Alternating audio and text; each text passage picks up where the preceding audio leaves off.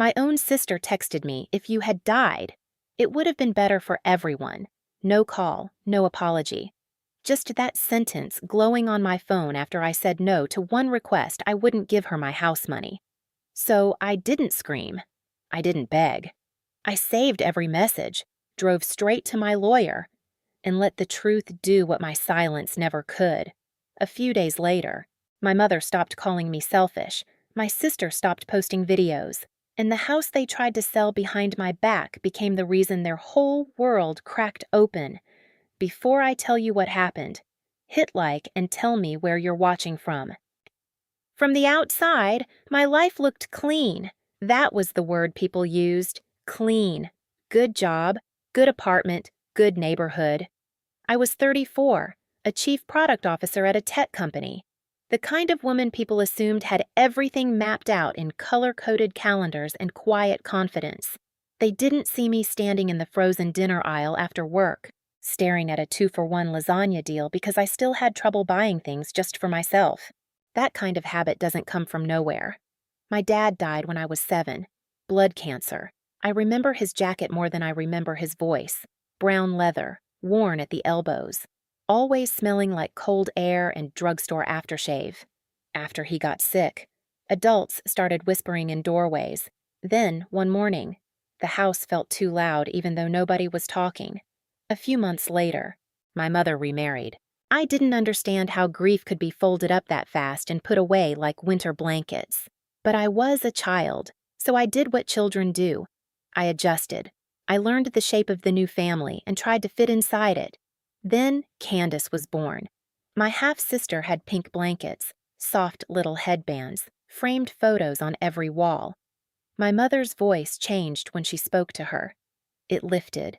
It warmed. When she spoke to me, it sounded like she was answering an email she didn't have time for. I learned to make my own lunches before most kids could cut an apple straight. Peanut butter on one side, jelly on the other. Bread pressed flat because our kitchen drawers always stuck and I didn't want to wake anyone. I signed my own permission slips when I got older. I sat through school concerts watching other kids search the crowd and smile when they found their parents. I stopped searching. My grandmother never did. Dad's mother came to graduations, awkward school fundraisers, even one terrible high school play where I had 3 lines and forgot one. She brought grocery store flowers wrapped in crinkly plastic and clapped like I had won an Oscar. She owned the old family house on a quiet street across town when my dad was alive. She let us live there because she wanted him close. After he died, she let my mother stay because she didn't want me to lose another home. Years later, when Grandma passed, she left that house to me, not to my mother, not to Candace, me. My mother never forgave that. She smiled in public, but I saw it in the tight way she folded napkins at family dinners, in the little comments about how some people get lucky. Still, I let her and my stepfather stay in the house rent-free. I covered what needed covering. I helped with bills. I paid Candace's rent for a while when Mom said she was struggling, because I thought if I kept giving, maybe one day they would finally see me. Then my mother called and said she needed to talk. Her voice was sweet, too sweet, and I should have known right then. The old house always smelled like dust, lemon cleaner, and whatever candle my mother used to make the place feel warm. When I walked in, Candace was already there. That should have been my first warning. She sat at the kitchen island with her phone face down beside her, engagement ring flashing every time she tapped her nail against the counter. My stepfather stood near the sink, arms crossed, staring out the window like this meeting had nothing to do with him. Mom had coffee ready, 3 mugs, not 4. Mine was missing. "May," she said, sweet enough to rot a tooth. "We need to talk about Candace." I stayed standing. Candace gave me a small smile. The kind people use when they already believe the answer is yes. Mom explained it slowly, like she was presenting something reasonable. Candace and her fiancé wanted to buy a condo. Somewhere decent, she said. Somewhere they could start their life. They had found one they loved, but they needed help with a down payment. Then she looked at me, not asked. Looked. "You have savings," Mom said. "You make good money. And honestly, May, You're not using it right now. I laughed once, because I thought she must have skipped the part where this became my problem. I am using it, I said. I'm saving for my own house. Candace's smile tightened. Mom set her spoon down. You already have a place. I rent an apartment, but you're comfortable, she said. Candace is trying to build a future. There it was. The old math. Candace's future counted. Mine was just extra space on the page. I reminded them, carefully, that they had been living in Grandma's house rent-free for years. I reminded them that I had covered bills when things got tight. I reminded Candace that I had helped with her rent long before she ever had a ring on her finger. My stepfather finally turned from the window. Nobody's saying you haven't helped, he said. We're saying family steps up. I looked at my mother. No, I said. Not this time. The room changed. It wasn't loud at first. It was worse. Quiet. Cold. Mom's face went flat, like someone had switched off the mother costume. You are unbelievable, she said. Candace pushed back from the counter. So, I'm supposed to lose the condo, 'cause you suddenly want to play victim. I picked up my bag. Mom followed me to the door, calling me selfish, bitter, jealous. I didn't answer. I just walked out into the sharp afternoon air and drove home with my hands locked around the wheel. 2 weeks passed. No calls, no apologies, nothing. Then an email arrived from a real estate company about the house on our old family street. They needed my final consent to complete the sale. My sale of my house. And right then, I knew this wasn't paperwork. This was a plan. I drove back to that house so fast I barely remember the streets. My mother opened the door before I could knock twice. She didn't look surprised. That hurt more than if she had panicked. You got the email, she said. Not a question. I stepped inside. The hallway still had the same family pictures on the wall. Candace as a baby. Candace in a dance costume. Candace at prom. My high school graduation photo wasn't there. It never had been. Did you try to sell my house? I asked. Mom sighed, like I had interrupted her during a TV show. May, don't be dramatic. My stepfather came out of the living room, his jaw tight. We had to do something. I looked at him. You forged my signature. Mom's eyes sharpened. I'm your mother. That's not an answer. It should be, she snapped. Then she explained it. Calmly. Cleanly. Like she was reading a grocery list. They would sell the house, buy a smaller place for themselves, and use the rest to help Candace with the condo. Everybody would be taken care of, she said. Everybody. Except me. I told her I had already called the real estate company. The sale was stopped. No transfer, no closing. Nothing would happen without me. That was when the screaming started. My stepfather's face turned red. Candace came from the back room, phone in her hand, asking what I had done. Mom called me greedy, ungrateful. She said I was punishing Candace because I had always been jealous of her. I stood there and felt something inside me go very still. You don't get to steal from me and call it family, I said. Mom pointed at the door. Then get out of our lives. I nodded once. Okay. I walked out before my voice could break, halfway to Patrick's office. My phone started buzzing, one message after another. First, Mom. You are dead to me. I pulled into a parking lot and stared at the screen until the words blurred. Then Candace's message came in. If you had died, it would have been better for everyone, for a second. I couldn't breathe. The car was quiet except for the low hum of the air vents. My hands were cold on the steering wheel. I wanted to throw the phone. I wanted to call her and ask what kind of person writes that to her own sister. Instead, I took a screenshot, then another, then another. I saved every message. I saved the real estate email. I saved the payment history, the bills, the proof of everything I had quietly carried for years. By the time I sat across from Patrick, I wasn't crying. I was done. He read through everything without interrupting. Then he folded his hands and said, First, we protect the house. For the first time in my life. I didn't ask how to make my family forgive me. I asked how to make them stop. Patrick moved fast. By the next morning, the real estate company had a written notice from my lawyer. The sale was frozen. No closing, no transfer. No quiet workaround where my mother could smile at a desk and pretend she had permission.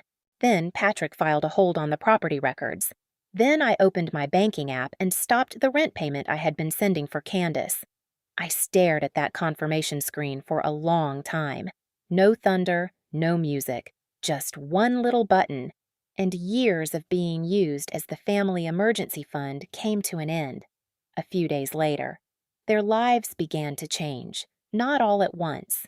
It started in small cracks. Candace texted first, "Are you serious right now?" Then my mother, "You have lost your mind." Then my stepfather, "After everything we did for you." I did not answer. Usually, I would explain. I would soften my words. I would apologize for having a boundary before anyone even asked me to. But this time, I put the phone face down on my kitchen table and listened to the refrigerator hum. By that evening, Mom moved the war into the family group chat. She wrote that I was throwing my own mother out of her home. She said I had a nice apartment, a big salary, and no compassion. She said Candace was heartbroken, that her wedding plans were falling apart because I had decided to be cruel. The replies came fast. An aunt said she was ashamed of me. A cousin wrote, "You do not do this to family." Someone else said I had let money change me. I sat there in my work clothes, dinner untouched on the counter. My hands were shaking, but not because I was scared, because for once, I had receipts. I waited until Mom wrote, "May has always hated Candace." Then I posted the inheritance papers, then the real estate email, then the payment history, rounded into one simple total that showed years of rent help, house bills, and quiet support. Then I posted the messages, my mother telling me I was dead to her, Candace writing, "If you had died, it would have been better for everyone." The chat stopped moving, no typing bubbles, no aunt telling me to be the bigger person.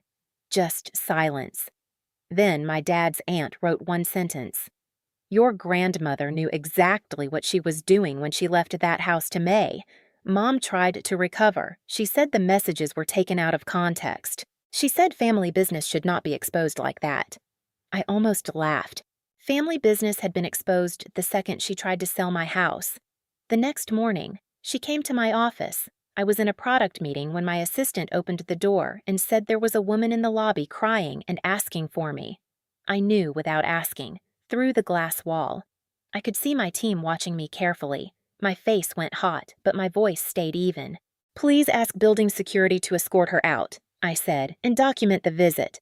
10 minutes later, Patrick had the note. That afternoon, Candace posted a video. She stood in a brightly lit room, eyes wet, voice trembling, telling strangers that her sister was destroying her life. She said I had money and still wanted to take everything. She said her wedding might not happen now. I watched it once. Then I sent it to Patrick. He replied with 4 words. "Save it. Do not engage." So I did exactly that, 30 days after the notice. Patrick and I stood outside the old family house. The air was cold enough to sting my nose. The front porch had 2 cardboard boxes beside the door. A lamp cord hung out of one like something trying to escape. Mom opened the door wearing the soft gray sweater she wore whenever she wanted people to think she was fragile. The moment she saw Patrick, her face hardened. "So you brought a lawyer to attack your own mother," she said. Patrick spoke before I could. "We are here to confirm possession of the property. You received proper notice." My stepfather stepped behind her, red-faced and breathing hard. "She has an apartment," he said, pointing at me. "This is our home." "No," Patrick said. "This is May's property." The word landed like a slap. Mom turned to me. "Your father would be ashamed of you." For years. That sentence would have gutted me. It would have sent me back to being 7 years old, standing in a black dress, wondering why everyone kept saying I was brave. But that morning, it did not break me. I looked at her and said, "No." He would have asked why you used his daughter like a bank. Her mouth opened. Nothing came out. Then Candace arrived. She walked up the driveway with her phone already raised. "Everyone needs to see this," she said. "My sister is throwing our mother out on the street." A few curtains moved. I felt my pulse in my throat. But I did not move. Patrick turned to Candace. "If you publish false claims about my client, we will pursue legal action. We have your prior video. We have your messages. We have the attempted property transaction. I suggest you stop recording." Candace scoffed, but her eyes flicked to me. I held her stare. "You do not get to use my silence anymore," I said, for the first time in my life. Candace looked at my mother, and my mother had nothing to hand her. No excuse, no rescue, no way to turn me back into the villain without the truth sitting in Patrick's folder. Slowly, Candace lowered the phone. That was the moment everything shifted. They moved out in noise. Boxes scraped the floor. My mother muttered about betrayal. My stepfather slammed the car trunk so hard a neighbor flinched. Candace stood by the car, arms crossed, her face pale with anger she could not spend anywhere, when the last vehicle pulled away. The street settled back into itself. A wind chime tapped against a porch rail. Patrick handed me the keys. I stepped inside the house alone. The kitchen cabinet under the sink was cracked. The hallway wall had scratches near the baseboard. In the living room, they had left behind old magazines and a broken picture frame with no picture inside. I stood there and listened. No screaming, no begging, no one saying Candace needed more, just silence. They did not lose everything in one day. They lost the life they had built on my obedience. After they left, Patrick did not let me drift into emotion for too long. He walked through the house with me, took photos of the damage, made notes, and reminded me that every step still had to be clean. No angry calls, no dramatic posts, no revenge tour, just records. The fraudulent sale was formally canceled.